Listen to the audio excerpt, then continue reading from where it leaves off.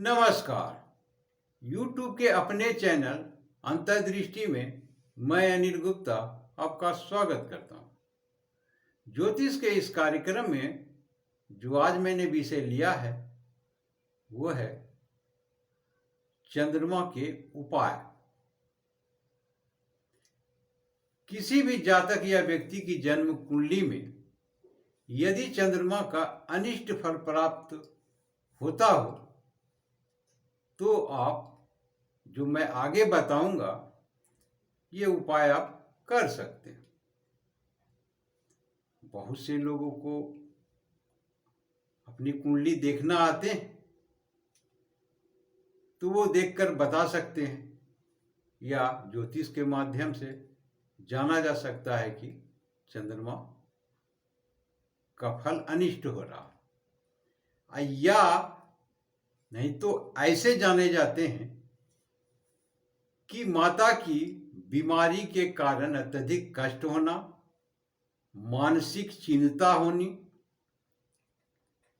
फेफड़ों की बीमारी या अत्यधिक धन फिजूल खर्ची जिसको कहते हैं वो बढ़ गई है। तो ऐसी स्थिति में भी चंद्रमा को कमजोर माना जा सकता है, अर्थात आपकी कुंडली में चंद्रमा का अनिष्ट फल प्राप्त हो जाए। तो ऐसी स्थिति में आप ये उपाय कर सकते हैं जो मैं बताने जा रहा हूं। सर्वप्रथम यदि आप आध्यात्मिक तौर पर अर्थात पूजा पाठ के माध्यम से करना चाहते हैं तो आप इस प्रकार से करें जो बता रहा हूं कि हर सोमवार को आप शिवलिंग पर केतारी या गन्ने का रस जिसको बोलते गन्ने का रस और उसमें थोड़ा सा बर्फ का टुकड़ा डालकर शिवलिंग पर चढ़ाएं। हर सोमवार कुछ दिनों तक करें। अब बीच में छोड़ करके बीच में रोक करके ना करें कि 2 सोमवार किया, तीसरा बंद करके फिर चौथा किया, तो ऐसे करके नहीं कीजिए। करना है तो लगातार करनी होगी, तभी आपको इसका लाभ मिलेगा। ध्यान रहे केतारी एक गन्ने का रस जो आप शिवलिंग पर चढ़ाएंगे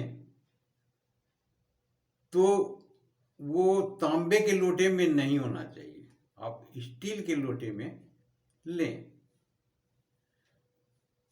तो आप इस प्रकार से ये आध्यात्मिक उपाय हो गए, आप कर सकते हैं। और यदि आप टोटके पर आते हैं तो टोटका करने से पहले कुछ मेरे नियम को सुन लें कि यदि आप टोटका करना चाहते हैं तो सावधानी क्या क्या बरतनी होगी। आपने सुन लिया या आपने किया और किसी को बताना चाहते हैं तो आप वीडियो किसी का भी, मेरा भी या किसी का भी, तो शेयर करके कि यहाँ उपाय ऐसे करें।